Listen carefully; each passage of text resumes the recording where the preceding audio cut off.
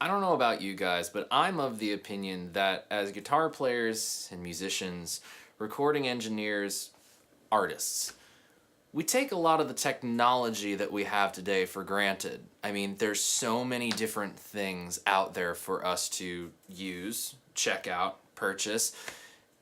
Kind of gets everything lost and we don't have much perspective. But today, I can't think of anything better than to look back to try to gain some perspective. Why is that? Well, because today, 100 years ago, Lester William Paulifus, aka Les Paul, was born. And without this man, we certainly wouldn't have a lot of what we have. Multi-track recording. Please, if we didn't have multi-track recording, records wouldn't sound like they'd have since the 50s. For us guitar players, effects such as slapback echo, or even delay for that matter, would not exist. Tape echoes like the Echoplex, and all the way up to effects by guys like Strymon, New Neighbor, and Boss wouldn't exist and wouldn't be in use today. Modulation effects even, because the earliest modulation effects were manipulation of those tape machines. Now can we really think about it for a sec and think about how records and songs and music would sound without those innovations? Might be a little boring. Sure, an ES335 looks great, and hey, there's some beautiful vintage Martins, Gibson acoustics, and my personal favorite Taylors that sound amazing. But the sound of popular music, rock music, is rooted in the solid body electric guitar. Now, although Gibson was beat out by other companies, most notably Fender, with their introduction of the Broadcaster, it wasn't until the Les Paul came around that the sound of rock and roll was really born, in my book. And that guitar has been my guitar of choice since I got my first one almost 10 years ago. And I've acquired a few ever since. So, I'm going to go ahead and show you guys the collection that I've amassed of Les Pauls and pay tribute to the man, the myth, the legend, Les Paul.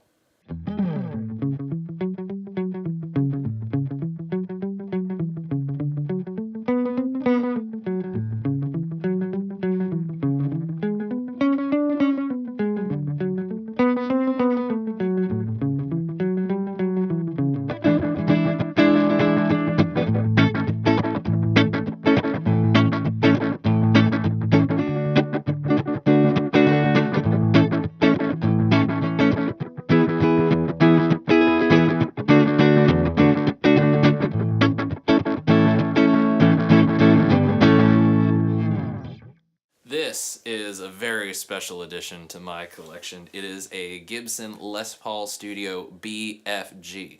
Now, if anybody out there can tell me exactly what BFG stands for, and I'm not talking about the Roald Dahl book, please let me know, because I have no idea, and I'm not going to curse in a video. This is a really special one for me because it reminds me of a time where things were really changing for me. I had just moved out of my parents' house and moved into my own place, and there really wasn't that much going on for me musically, and things were a little strange. But I walked into True Tone in Santa Monica, and they had this guitar. And that guitar I had seen on the wall for years. In fact, the Rockerverb 100 that I play through on almost every video I make was purchased at True Tone. And, well, there was just something about it. I mean, there's always something about a Silverburst guitar. It just looks so cool. But I decided, you know, I actually have the cash for this. I think I'm gonna buy it. So I talked to the guys. Long story short, I was able to drop the price down $800 cash with a case, a setup with a fresh set of strings, and this baby was in my hands, and I absolutely love it.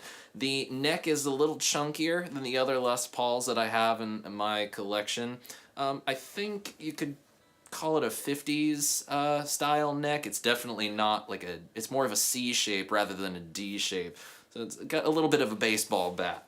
The cool thing though about it is it's got two different types of pickups in it rather than dual P90s or dual humbuckers. You've got one of each, a bridge humbucker and a neck P90. Really love the sound of the P90 in the neck. It's got a great growl to it that when you play clean, it's nice and pretty.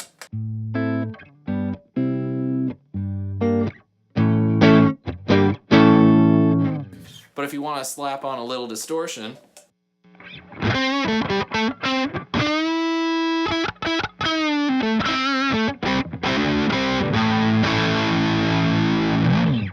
it's got a nice little bite to it. It doesn't have that kind of tinny high end and lack of balls that most single coils have. The bridge pickup sounds pretty good too.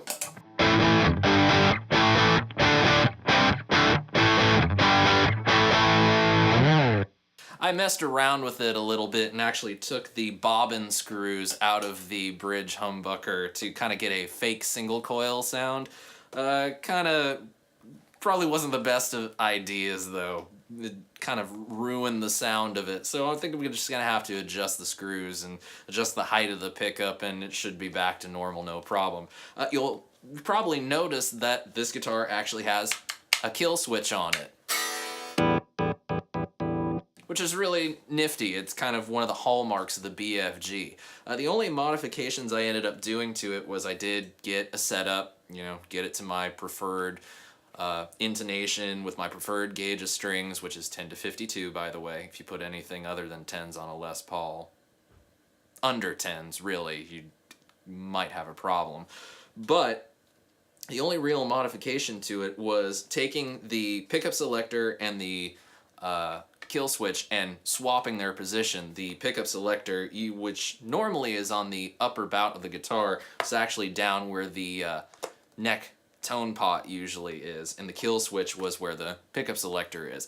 It was just a little awkward, wasn't exactly comfortable to play and work around in the studio, so I felt it needed to be changed up. But other than that, it is a rockin' guitar with an awesome worn out finish. The clear plastic coverings on the electronics is pretty cool as well, and a nice little Hello Kitty sticker on the back. Yeah, I know, kind of a girl like that. I don't know. It was a fun little thing that the wife and I did, and hey, I gotta remember the good times somehow, and if it's just a sticker, why not? But I love the guitar. I've taken it on tour several times, and it definitely is a winner.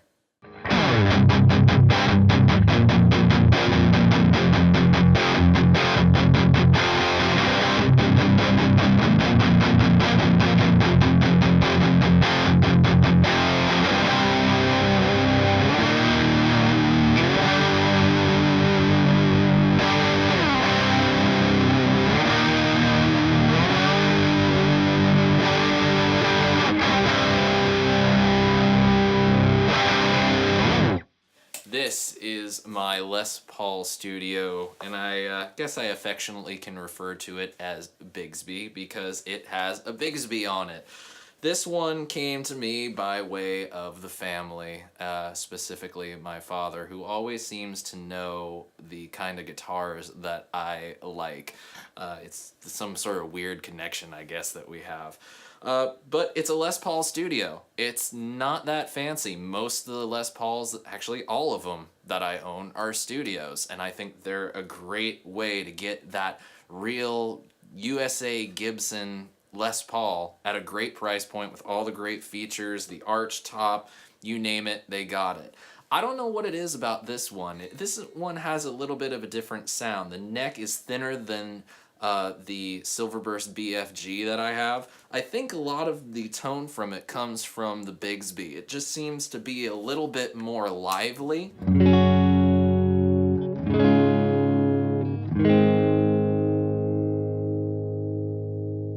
It's got a little bit more brightness to it. It's not as dull as some humbuckers can sound. And these are even old strings, and I'm still hearing a good amount of brightness in it.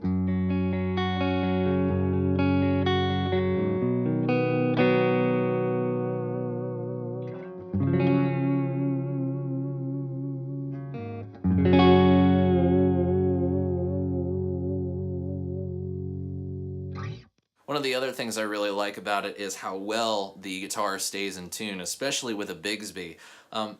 Typically, Bigsbys or any guitar equipped with some sort of vibrato. Remember, it's a pitch effect, not a volume effect. they tend to go out of tune very easily, whether it's a Stratocaster with its own synchronized vibrato, or whether it's a Bigsby, a Kaler, a Floyd, Rose. Those two, you don't always have the tuning issues, but they can get knocked in and out. This one, even with some serious abuse,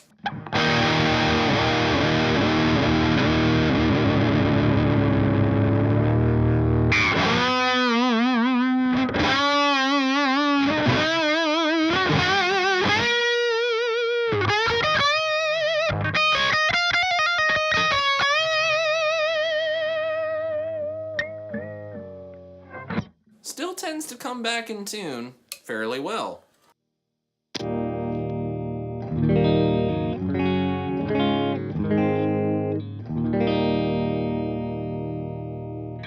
Pretty surprising.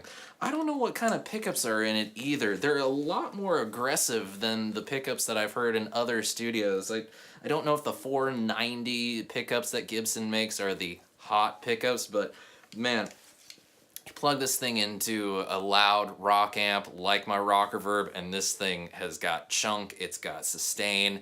I mean, this thing is an absolute beast, and I love the finish on it. It's a thinner finish, so you know, you'll see a couple scratches and scuff marks. Yes, I do have a little bit of artwork on the back from one of my favorite places to go in San Diego, the Lost Abbey.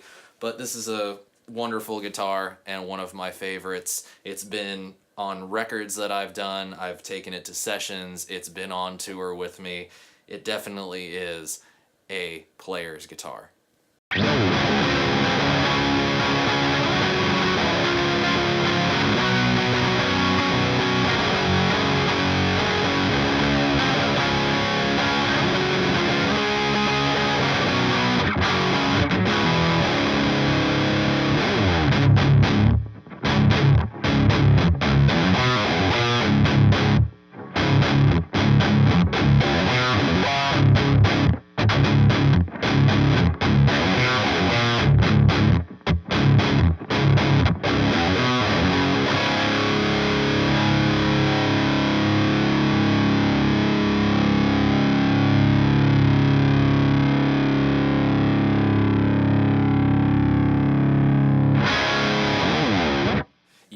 Might recognize this one. It is my number one Les Paul, my number one guitar. If I die, well, when I die, because we're all eventually going to die, I might just end up being buried and or cremated with this one, because this thing is a part of me. This was the first. This was the one. This was the one that got me through all those awkward teenage years, got me through those rough times, and wrote a lot of the music that I've made ever since then. And I'll never forget when I got it. It was Christmas Day. It was a nice, normal Christmas day in the Johnson family home, and all of a sudden my brother peers into the dining room. He's looking through the glass window that separates it from the living room. Says, Sean, looks like there's a guitar case on the dining room table. Don't ask me. I don't know what it's doing there. It's not mine. He's like, let's go look. So he brings me into the dining room, and there it is, the hard shell Gibson USA case, and I'm just wondering to myself, what in the heck is going on here? I have no idea. I open it up, and, well, this was sitting inside. Doesn't look exactly like it did on the day that I got it, but it was a very amazing moment for me. And I'll just never forget what my father said to me when I picked it up for the first time and just looked at my parents in disbelief. And he said to me, son, after 8 years, because at that time I'd been playing guitar for about 8 years, I just felt like it was about time you had yourself a real Gibson. And it was a big validator for me as a kid that what I was doing, clearly people thought I was good at, even though they were family. It was pretty remarkable for a 17-year-old kid to hear. And this thing has been with me across the country. I've taken it on tour. It's been on every single record that I've ever made. It is absolutely my number one, and it is my sound. It's seen the lion's share. There's bruises and scars, most evidently the headstock scars, which I regret to say it has fallen over, and the headstock has broken 3, not 1, not 2, 3 different times, all within the same space. And I have to give a shout out to Eric Chaz at Eric's Guitar Shop in Van Nuys, because every time I take it to him with that pouty look on my face of like, I don't know how the world is going to go on after this, he always takes it and says, don't worry, everything's gonna be okay. And it comes back and it doesn't want to stop, so I don't let it stop. I changed some things up on it over the years. Obviously, it's gotten its set up with intonation and strings, but the pickups are actually different as well. The bridge is a Seymour Duncan JB, and contrary to what it looks like, the neck pickup is actually a different pickup as well. It's a Seymour Duncan Jazz, which luckily was able to fit into the original Gibson pickup housing. And it's just such a unique guitar. I haven't seen many like it. As a matter of fact, if any of you out there see another one like this and it's at the right price, you know where to find me, because I desperately want to find another one of these. And don't try to swindle me, because I know what these things are really worth. And some of you out there selling them, you need better pictures. But this thing is just so unbelievable. It works so well for me.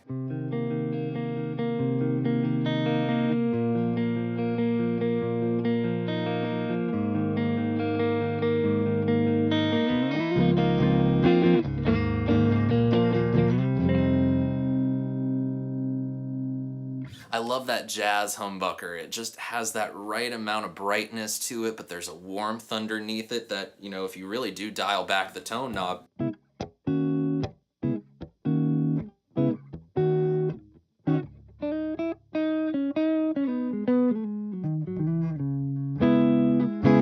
you can really get a nice jazzy sound out of it. But this thing for me is a rock and roll beast.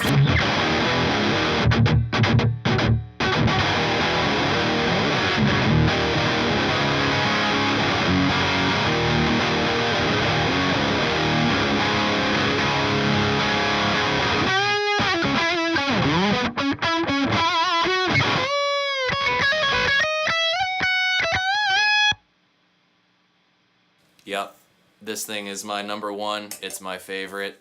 And like I said, I'm either going to be buried with it or cremated with it, because I absolutely love it. Well, there's your look at the Les Pauls that I've chosen to add to my arsenal, my collection. They really are extensions of me. They're almost the perfect guitar for me. I pick up other guitars and I own other guitars, and I love those guitars. But for me, this is home. This is where I belong. Really, without Les Paul, my world would be completely different. Multi-track recording, solid body electric guitars that give me the sound that I'm looking for, overdubs, pedal effects. Had he not decided that he was going to chase after the sound that he heard in his head, chances are I wouldn't be able to chase the sound that I hear in my head. So I think we all need to sit back and look on what we have and realize where we have been and how far we've come. Les, without you, we couldn't have done it. And, well, I don't think many people give you the credit that you deserve for it. Thank you for everything you did. Thank you for everything you chose to invent. Thank you for the innovative spirit, and thank you for the music, most importantly. I wish you a happy 100th birthday, and hope that whatever comes after this life, we might get together and jam.